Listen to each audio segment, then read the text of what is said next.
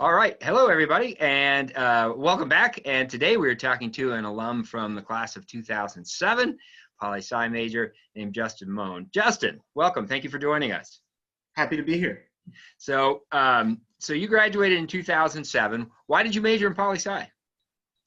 It was something that I was very interested in. I'd kind of actually just right before I was applying for colleges, we'd kind of run a guerrilla school board campaign to elect one of our teachers because she was pro block scheduling and the school board was anti. So that was a good experience. And so when it came time to pick a major, it just kind of made sense.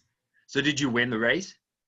We did win the race, and she served on the board for I think 2 or 3 terms before she finally moved out of district and was no longer eligible. Wow. That's not, you don't think of teachers actually serving on the school board very often. I don't think I'm trying to think if that's happened here in Columbia since I've lived here. That's very interesting. Where was this? It was Excelsior Springs, Missouri, and it was kind of enabled by the fact that she'd reached retirement, and so she was able to retire, kind of teach part-time in another district, like to go below the threshold, and then but still live in Excelsior and commute, so she could run to kind of help her old students.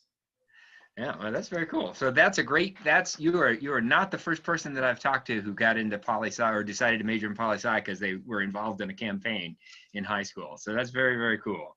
So, so when you finished up here and graduated in 2007, what did you do? What was your first sort of entree into the job market? So I guess I worked kind of odd jobs for a while. I was a cart pusher at Target while the application cycle kind of moved through, but in the end, ended up working for a not-for-profit in DC, the National Association of Insurance Commissioners, on their international relations team. So I was able to kind of get some experience doing kind of regulatory negotiations at the international level, supporting kind of state-based, either they're usually elected, some of them are elected, some of them are appointed state-based insurance commissioners in those discussions. The big topic at the time was we have a very kind of principles-based regulatory system in the States, and Europe's system is obviously super rules-based, and so kind of trying to put those into conversation was very interesting. The Europeans were very much, but we can explain how things are done, so you should just adopt it. And we had the United States had as you can imagine, a very don't tread on me kind of a response to that approach. Yeah. So was this trying to help U.S. based companies do business abroad, basically? I mean, was that the mission of the organization? That was, well, and so it was regulatory focused. So, but on the international level, that was a lot of what we were doing, was kind of explaining the U.S. system of regulation and saying to Europe, like, no, we assure you, we have, in some cases, far more experience regulating these companies than you do. And far more success. So you need to accept our companies in your market, even though they're not regulated on the same terms that you'd like. I see. So were you dealing predominantly with the European Union? Yeah, well, and I've now forgotten the name of the acronym, but it was, I'm not sure. I don't think it was, I'm sure it was EU affiliated, but it was actually out of Basel in Switzerland was the regulator rather than here in Brussels. So you got right into doing sort of international relations things. Was that what was your when you were here at Mizzou, were those the kinds of classes you enjoyed the most, or what kinds of Poli Sci classes did you get the most out of, do you think?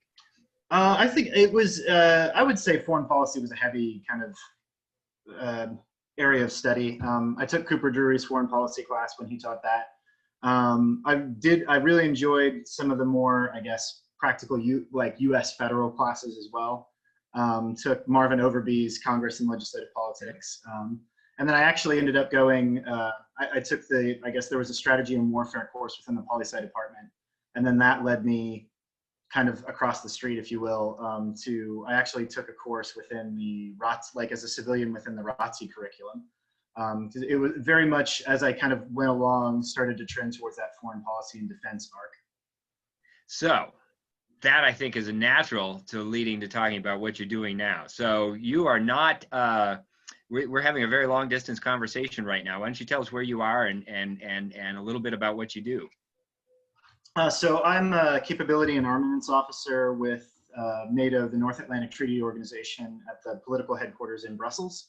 I'm a member of the international staff, so I'm, officially, from the perspective of the pledge we take when we join, countryless for the purposes of work. We serve the organization, not our host nation.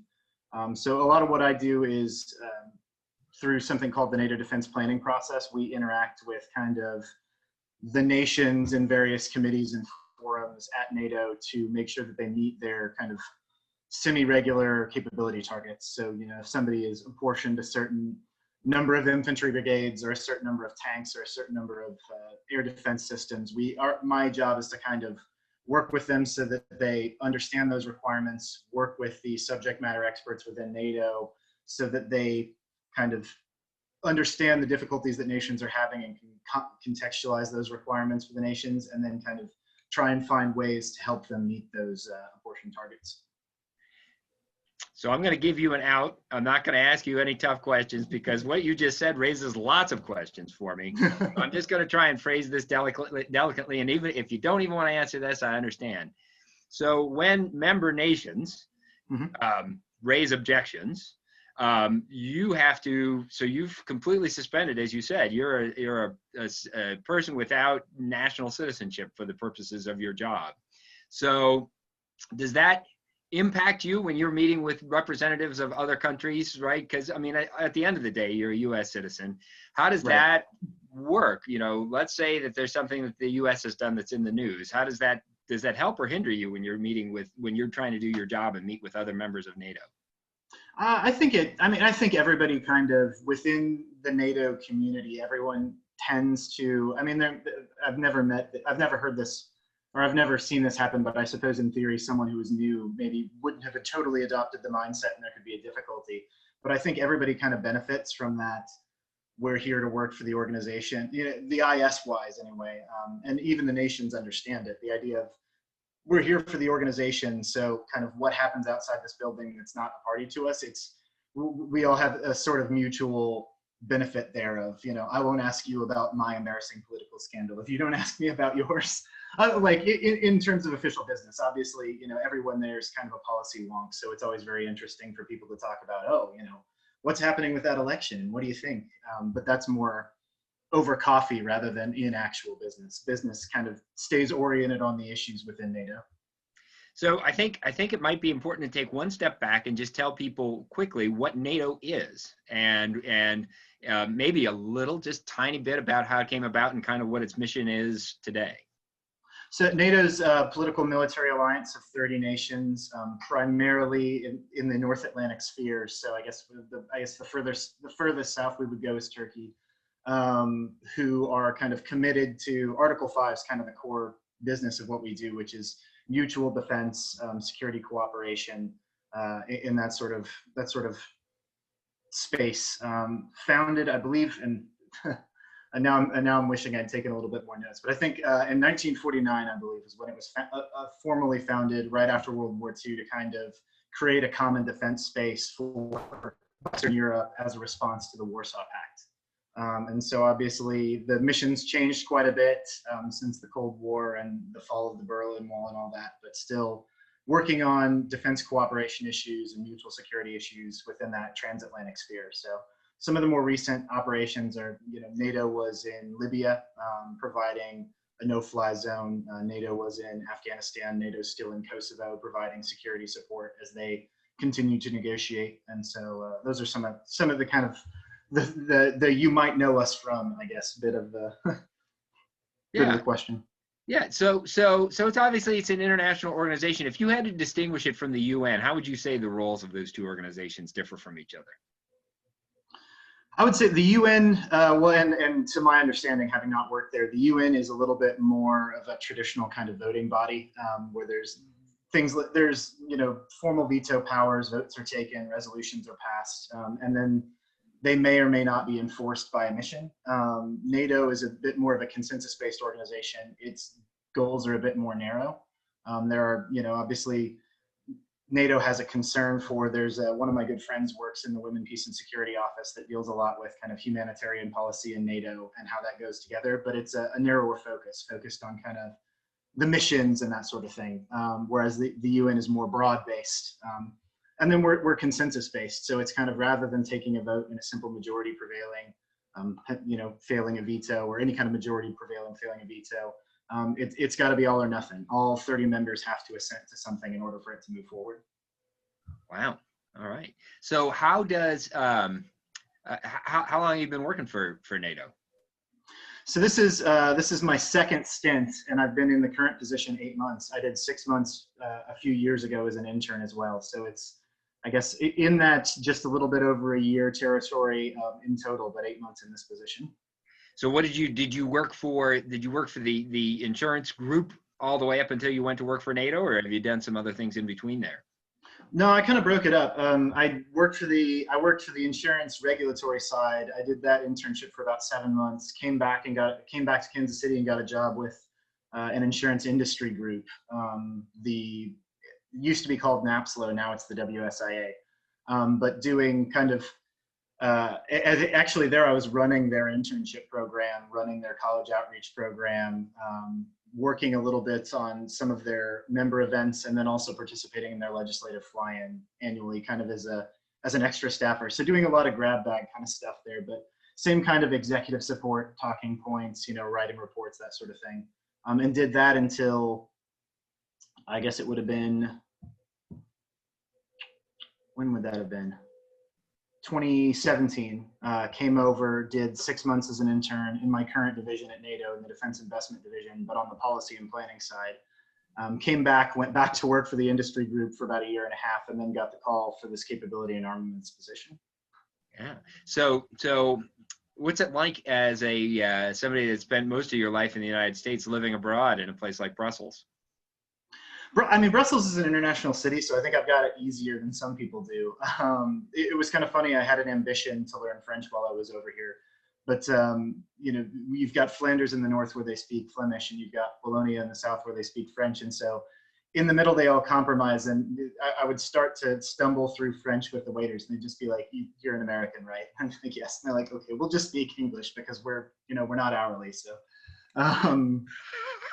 So I mean, I think that aspect of it's pretty cool. I've gotten to work with and get to know all kinds of people, and especially in the internship programs, everyone's an expat, and so there's a lot of, you find common ground and there's mutual camaraderie. But it's interesting because I feel like, especially during times of, the U.S. tends to kind of take up the air in the room whenever there are big political events, since we matter for global markets. We guarantee a lot of global security initiatives. So I forget what exactly it is, but when we sneeze, the whole world kind of catches cold for big dramatic political moments. And so you're often called to kind of account by your friends to at least say, "Hey, explain this to me, and why are you doing that?" And so it's very strange the number of times you get into it and you're like, well, if you go back to the Constitution and the founding documents, this is why fundamentally we have a different approach to.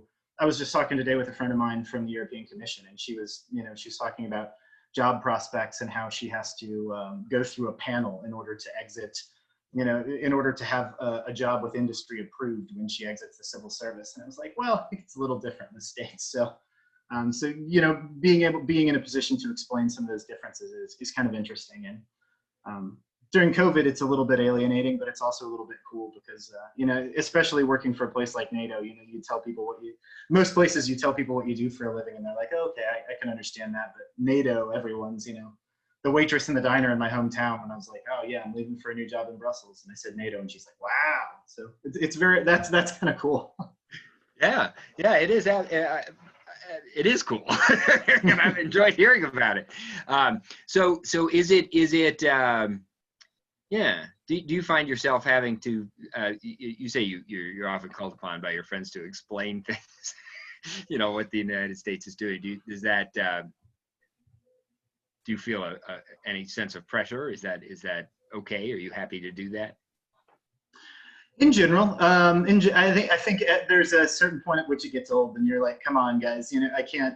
Systemic race, like I shouldn't have to explain systemic racism to you, because it's that's always an interesting, right? They especially during the time of protests, and they wanted to say, like, you Americans, like we Europeans are much more refined, and it's like, well, but there's a march next week against your systemic racism and policing. So, there are areas where I think sometimes it feels like you're a bit of a caricature to people, but in general, it's home. So I'm happy to explain it and justify it where I can, or just admit that, no, that's something we've got to work on where I can't. Yeah. Yeah.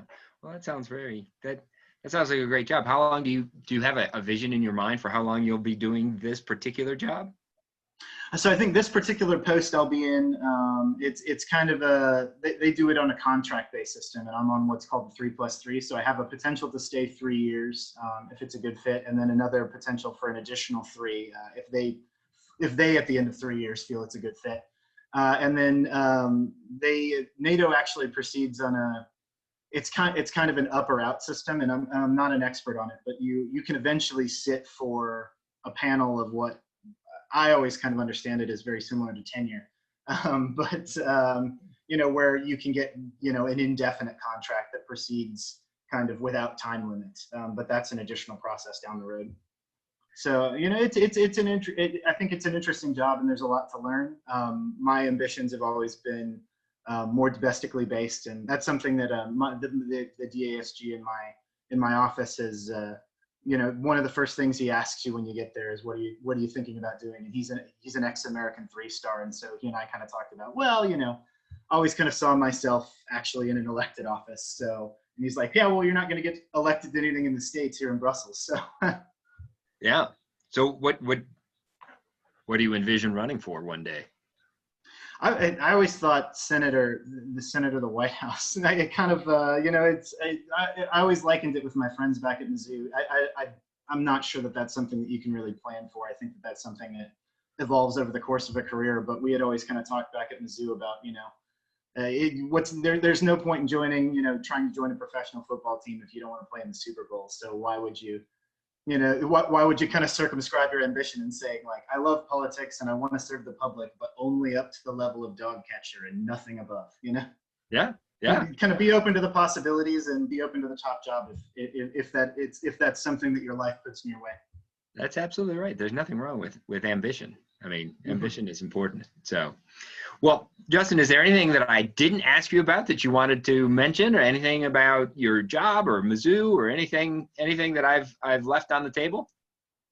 No, I think it's just, I guess I would underline for people kind of the importance of patience and kind of perseverance in a political job, because I think that's something that I did a remote internship with the Hudson Institute before I came over here. And so just recently did a talk to some of their current interns as well. And both myself and the other 2 people on the panel all kind of said, exactly what we thought we were going to do wasn't ever the first thing that we did. And sometimes, you get into a position and you think, oh, this is going to be terrible, or, oh, this is going to be the best thing that ever happens.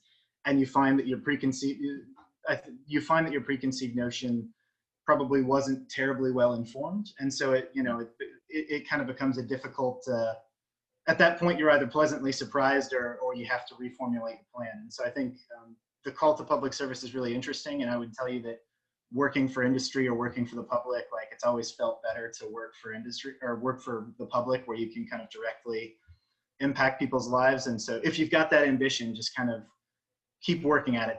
Don't get discouraged if you don't get appointed like Secretary of Defense first thing out of college. Like most people don't.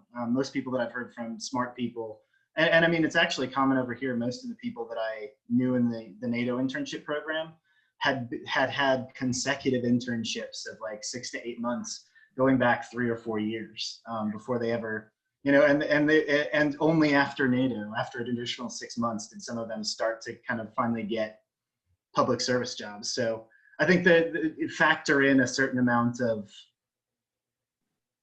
readiness to be a little patient and to take things that are maybe off your beaten path to see how they wind around.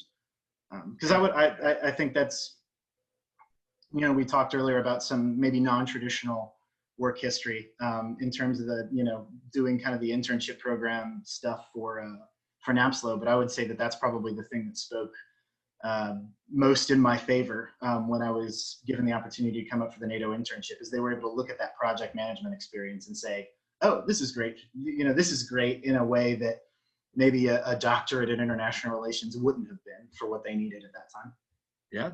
Yeah, I think that's fantastic advice and a great way to wrap things up. So I really appreciate your time today, Justin, and thank you for joining us. And when students and alums or whoever watches this and reaches out and they're interested in finding out a little bit more about what you do or talking to you, is that okay with you if we put you in touch with people? Absolutely, absolutely. And I guess barring corrections for my potentially inaccurate information about the starting date of NATO or whatever, but and I guess I should, for the benefit of the NATO Public Affairs Office, say that if I've expressed something here and you think it's contentious, it's purely my view and not the official view of the alliance. Understood. Understood. Well, thank you so much, Justin, and have a great rest of your day. Thank you.